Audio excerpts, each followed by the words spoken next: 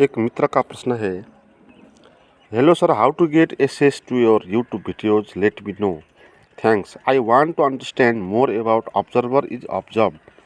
I understand the example you explain in videos how observer and observed is same, but now I am not understanding how to see the reality as it is without past knowledge, which is in my memory. For example, if I am observing a flower or tree, past learned knowledge about flower or tree first come to the surface of mind.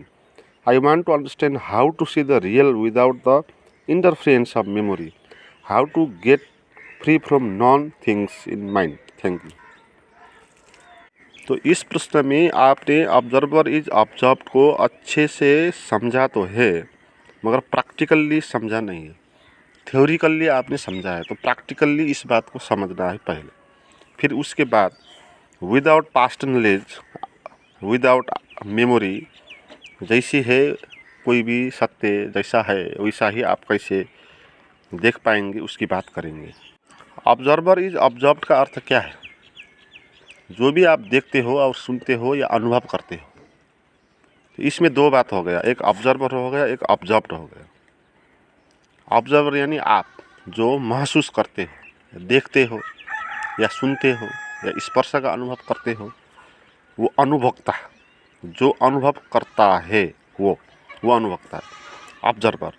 और observed का अर्थ है वो बाह्य विषय जो आपको अनुभव होती है, जैसे दृश्य ऑब्जर्व्ड है, जैसे कोई अनुभव, जैसे दुख का अनुभव आपको हुआ वो ऑब्जर्व्ड हो गया। जैसे आपने सुना कोई आवाज़ को, तो वो आवाज़ ऑब्जर्व्ड हो गया, आप उस आवाज़ को सुनने वाले ऑब्जर्वर हो गए।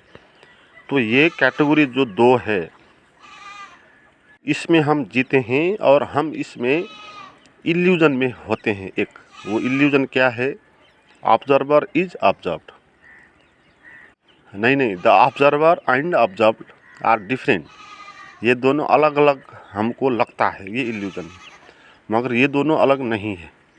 ये एक इल्यूजन के कारण पैदा हो जाता है ना। जैसे आप रास्ते पे किसी रस्सी को देखते हो और आपको सांप जैसा अनुभव होता है, तो सांप तो वहाँ पर नहीं है, मगर हम इल्यूजन में पड़ गए कुछ सादृश्य के कारण। रस्सी और सांप के बीच में कुछ समानता है, कुछ एक जैसा दिखता है, इसलिए हमने एक में दूसरे का आरोप कर लिया और हमको इल्यूजन हो गया। ऐसे ही हमको ये इल्यूजन हो गया, जो हम देखने वाले होते हैं वो अलग होता है मैं के रूप में, जो दिखाई पड़ता है वो तू के रूप में होता है, मुझसे भिन्न सब्जेक्ट के रूप में।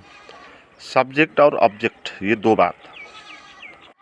जैसे हम किसी पेड़ को देखते हैं, तो तब हम इस प्रक्रिया में दो भाग बना देते हैं। एक पेड़ हो, एक को पेड़ कहते हैं, वो ऑब्जर्व्ड है। एक को हम ऑब्जर्वर कहते हैं, मैं को। मैंने पेड़ को देखा, तो पेड़ अलग हो गया, मैं अलग हो गया। मगर ये ऑब्जर्वर इज ऑब्जर्व्ड के लेवल में अलग नहीं है, ये तो साथी के रूप में अलग है। मैं भी आपको कहता हूँ, हमारे भीतर देखने वाला, सुनने वाला, जानने वाला जो होता है वो सब चीज़ों से अलग होता है, भिन्न होता है, तो उसको साक्षी कहते हैं। मगर कृष्णमूर्ति यहाँ साक्षी की बात नहीं कर रहे, कृष्णमूर्ति इल्यूजन की बात करते हैं। अभी साक्षी हमारे पास नहीं है, तो बिना साक्षी के हम जो देखते हैं उसमें ये होता है कि ऑब्जर्वर इज ऑब्जर्व्ड हो जाता है। जो हम देखते हैं वो और हम देखने वाले दोनों एक हो जाता है। जैसे आपने कहा कि आपने किसी एक पेड़ को देखा, तो पेड़ को देखने वक्त जो आपके मन में पास्ट मेमोरी है पेड़ के बारे में, पहले जो आपने पेड़ देखा है, उस पेड़ की स्मृति आपके मस्तिष्क में आएगी और आप उस पेड़ को देखेंगे।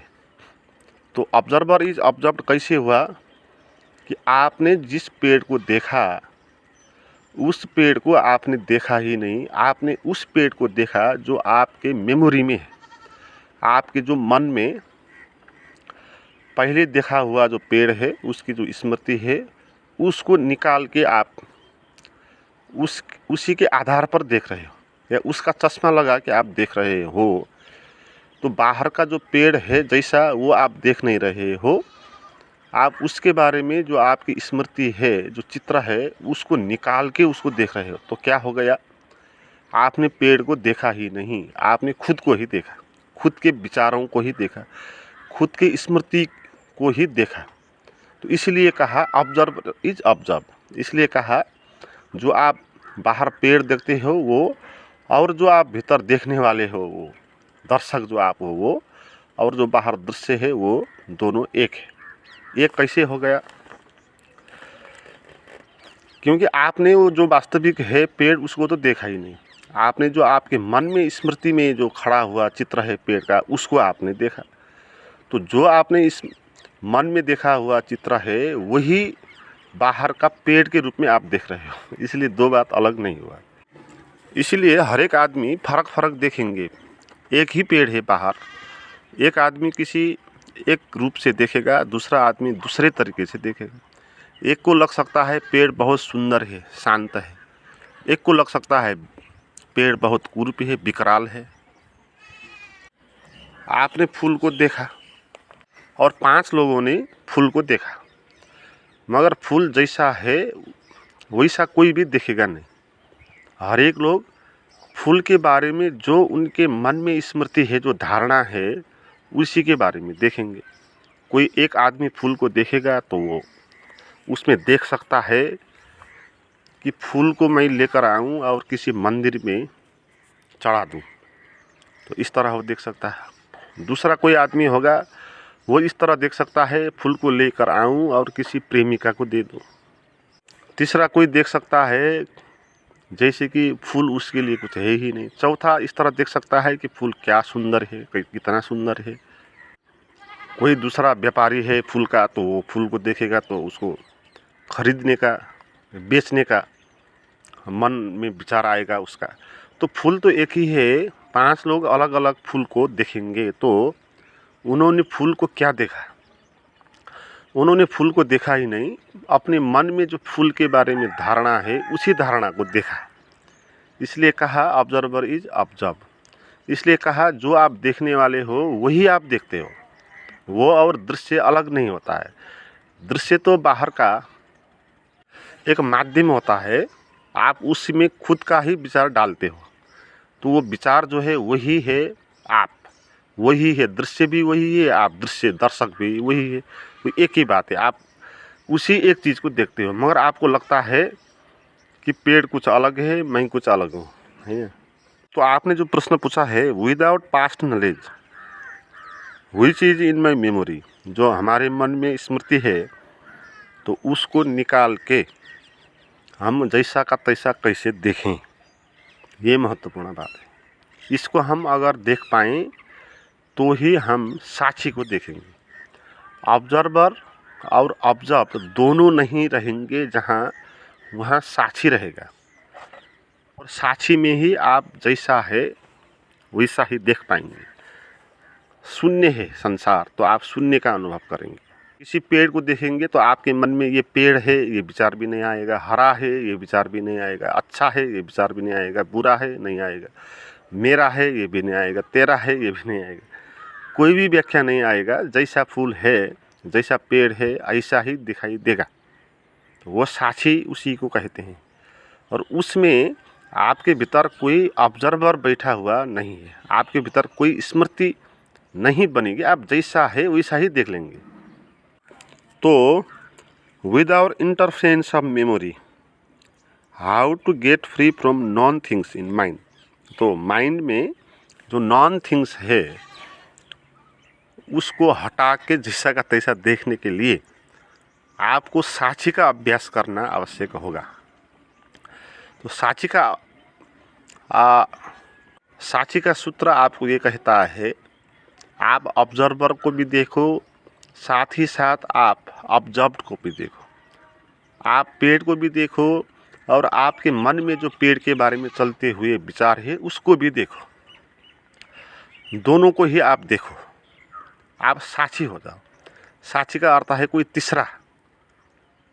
तो इसको आप कैसे देख सकते हैं? जैसे बाहर किसी पेड़ को आपने देखा तो उसको आप देखो, और ऐसे ही आप पेड़ के बारे में जो आपके मन में चलते हुए विचार है उसको भी आप देखो, तो आप साक्षी हो गए हैं।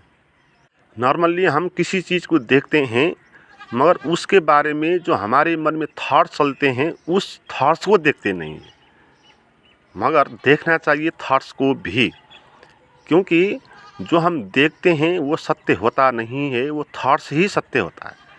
तो इसलिए पेड़ को देखना हो तो आपके मन में जो पेड़ के बारे में थॉट्स है उसको देखना चाहिए। उसको देखेंगे तो वहाँ मन में कोई पेड़ का स्मृति या ज्ञान बचेगा नहीं, क्योंकि आप उसको देखेंगे तो उससे अलग हो जाएंगे। तो मन में कुछ भी आपका विचार नहीं बचेगा तो जैसा है वैसा दिखाई देगा, तो फिर वहाँ पर साक्षी का अनुभव होगा। ऑब्जर्व और ऑब्जर्व की बात वहाँ नहीं आएगी। तो आपको एक प्रैक्टिस करना होगा, क्योंकि हमारे पास बहुत गहरी आदत है, हम चीज़ों को देखते हैं धारणाओं के द्वारा, और धारणा ने हमको पकड़ के रखा है। धारणा को हटा के हमने कभी देखने का अभ्यास नहीं किया। तो धारणा को हटा के देखने के लिए क्या करना होगा? धारणाओं को देखना होगा, है। असल में बाहर का कोई भी दृश्य देखने की आवश्यकता नहीं है, क्योंकि बाहर का दृश्य वो दर्शक ही होता है, आपके मन में चलते हुए विचार ही होता है। एक ही बात होता है ना, ऑब्जर्वर इज ऑब्जर्व। इसलिए आपको बाहर भी कोई प्रैक्टिस करने की आवश्यकता नहीं है। आपको पेड़ देखने के लिए कोई प्रैक्टिस करने की आवश्यकता नहीं है। आपको आपके मन में जो पेड़ का विचार चलता है उसको देखने की आवश्यकता है। तो आप देखो, जैसे बाहर पेड़ देखते हो तटस्थ होकर, अच्छा बुरा ठीक बेठीक नहीं कहते हो, ऐसे ही आप आंख बंद करो और अपने मन में चलते हुए विचारों को देखो, चॉइसलेस होकर। जैसे कृष्णमूर्ति बताते हैं चॉइसलेस अवेयरनेस। चॉइसलेस महत्वपूर्ण बात है। अगर धारणाओं से बचते हो तो चॉइस करके देखेंगे तो आप वो देखेंगे जो वहाँ होगा नहीं, वो देखेंगे जो आप हो। आप अगर कांग्रेस पार्टी के हो या आप भाजपा पार्टी के हो, भाजपा पार्टी को हो तो अच्छा कांग्रेसी भी आपको गलत नज़र आएगा और बुरा भाजपा का नेता भी आपको अच्छा नज़र आ जाएगा, है। तो आपको कुछ चीज़ कुछ दिखाई पड़ जाएगी, चश्मा लगा के आप देखेंगे तो, या चॉइस करके आप देखेंगे तो। पहले हम चॉइस करेंगे, भाजपा पार्टी हम चॉइस करेंगे, उसके बाद आप देखेंगे लोगों को, फिर आप ये व्याख्या करेंगे जो भाजपा के होते हैं वो अच्छे होते हैं, जो भाजपा के नहीं होते वो बुरे होते हैं। तो चॉइस, कोई भी एक चीज़ आपने चॉइस कर लिया तो आप इल्यूजन में पड़ गए। तो चॉइस करना नहीं है। तो सूत्र यही है, आप अपने मन का दृष्टा बनो, मन के साक्षी बनना है। मन का साक्षी बनोगे तो ही मन के धारणाओं से आप मुक्त होगे। मन के धारणाओं से मुक्त होगे तो फिर ऑब्जर्वर इज ऑब्जर्व से आप बच जाओगे, और फिर आपको जीवन में इल्यूजन नज़र नहीं आएगा, जीवन में सत्य नज़र आ जाएगा, है ना। जैसा है वैसा दिखाई पड़ जाएगा। मगर मन में आपका मन खाली होना चाहिए। मन के भीतर विचारों, नॉलेज, स्मृति, चित्र जो कुछ भी है ये सब चीज़ खाली होना चाहिए। मगर खाली कैसे होगा, इसका क्या उपाय है? क्योंकि हम मन को संघर्ष करेंगे, लड़ाई करेंगे मन के विरुद्ध, तो कभी भी खाली नहीं होगा, मन और जटिल हो जाएगा। तो इसी का सूत्र है, आप साक्षी का प्रयास करो, आप मन के साक्षी हो जाओ। मन के साक्षी होने का क्या अर्थ है? आप कहीं पर बैठ जाओ और मन में जो भी विचार चलते हैं उनको देखो। देखो का अर्थ आँख खोल के देखो नहीं, उनको जानो, होश में रहो। मन में क्या विचार चलते हैं उनके साथ जुड़ो मत, है ना। जुड़ जाओगे तो आप दर्शक हो जाओगे, जुड़ जाओगे विचारों के साथ, आप ऑब्जर्वर हो जाओगे। फिर आपको फिर ऑब्जर्व भी होना पड़ेगा, है। तो जुड़ना नहीं। और जुड़ते हम कैसे हैं, या हम कहते हैं अच्छा या कहते हैं बुरा। मन में चलते विचारों, शरीरों में पैदा होते संवेदनाओं के प्रति दो किस्म से हम जुड़ते हैं। एक होता है नकारात्मकता, एक होता है सकारात्मकता। हम जब विरोध करते हैं अपने शरीर, अपने मन के प्रति, तो भी हम इसी से जुड़ जाते हैं। क्योंकि विरोध करना जुड़ना होता है, महत्व देना होता है। और समर्थन करते हैं, कोई अच्छा विचार आपके मन में चलता है, शरीर में कोई अच्छा भाव पैदा हो जाता है, एकदम से आप उसका समर्थन करेंगे तो भी आप जुड़ जाएंगे। जुड़ना नहीं है, चाहे अच्छा हो चाहे बुरा हो।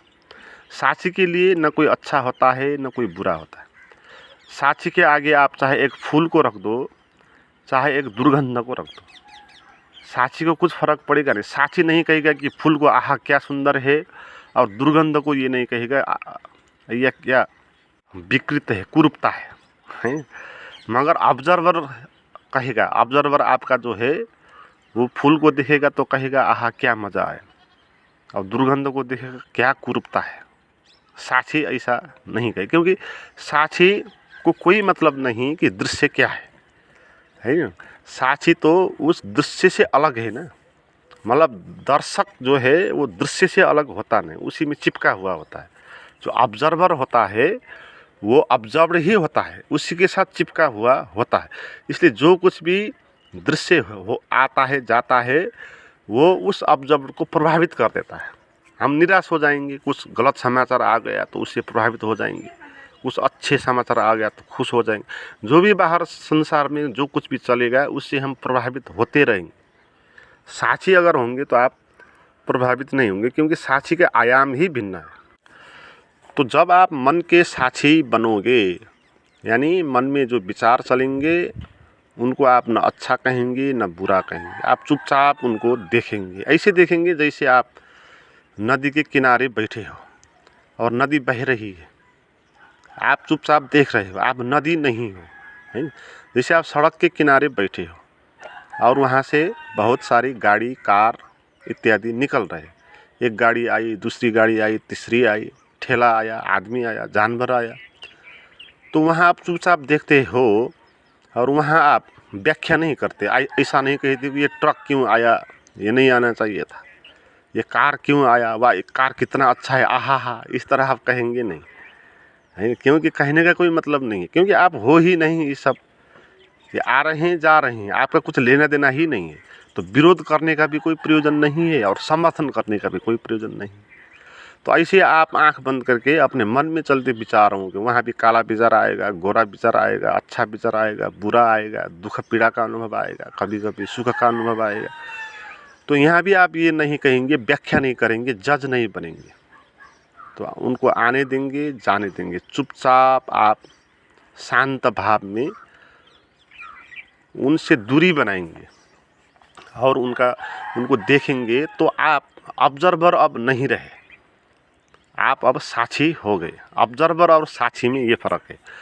ऑब्जर्वर वो जो दृश्य के साथ चिपकता है, दृश्यों से प्रभावित होता है, क्योंकि दृश्य के आधार पर ही वो खड़ा होता है ना।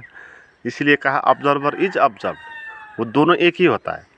मगर साक्षी दृश्यों से चिपका हुआ नहीं होता है, उससे भिन्न होता है। और दृश्य से कोई लेना देना नहीं है साक्षी को। तो मन में विचार ही नहीं चलेंगे, आपके मन में शून्य हो जाएगा तो भी साक्षी बचेगा, ऑब्जर्वर नहीं बचेगा। ऑब्जर्वर वहाँ तक बचेगा जहाँ तक मन में विचार चलते हैं, क्योंकि ऑब्जर्वर विचारों से बना है।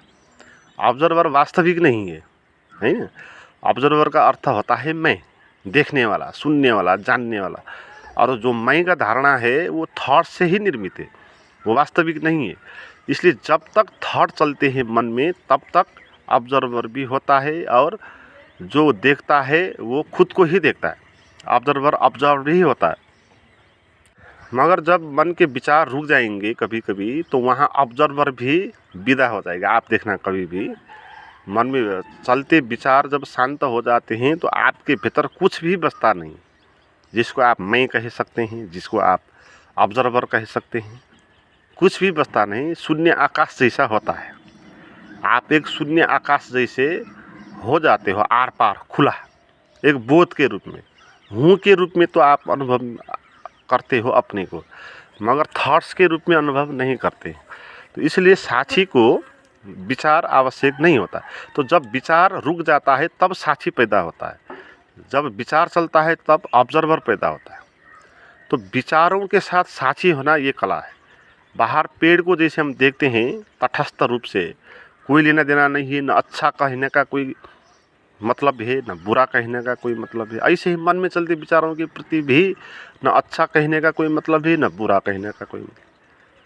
क्योंकि पेड़ जो बाहर का है वो और मन में जो विचार चलते हैं वो अलग अलग नहीं है, वो एक ही है। मन में चलते हुए विचार भी वो वास्तविक नहीं है, वो बाहर से ही आया है, हमारा अपना नहीं है। मन में चलते हुए विचार हमारा अपना नहीं है। जन्म के साथ हमने उन विचारों को लेकर नहीं आया। हम जिस समाज में पैदा हुए उस समाज के द्वारा जो लैंग्वेज हमने सीखा है उसके कारण ये विचार पैदा हुए। तो विचार हम नहीं है ना। विचार भी ऐसा ही बाहर का विषय है, जैसे बाहर का पेड़ होता है, फूल होता है, आदमी होता है, जानवर होता है, बाहर का सब्जेक्ट है। हमारे मन के थॉट्स भी हैं, तो हम अपने थॉट्स के प्रति भी साथी हो सकते हैं, जैसे बाहर के चीज़ों के प्रति हो सकते हैं। मगर हमने कभी ऐसा प्रैक्टिस किया नहीं, आदत ने पकड़ लिया बहुत समय से और हम भूल ही गए अपने का साथी कैसे बनना है, ये बात हम भूल गए। तो अब धीरे धीरे ये प्रैक्टिस करना आवश्यक होगा। और कहते हैं मेरी प्राइवेट गाइडेड मेडिटेशन की वीडियोज़ कैसे प्राप्त करें, तो उसके लिए आप मुझे चैट कर सकते हैं। उसका नंबर और लिंक डिस्क्रिप्शन में दिया है व्हाट्सएप का।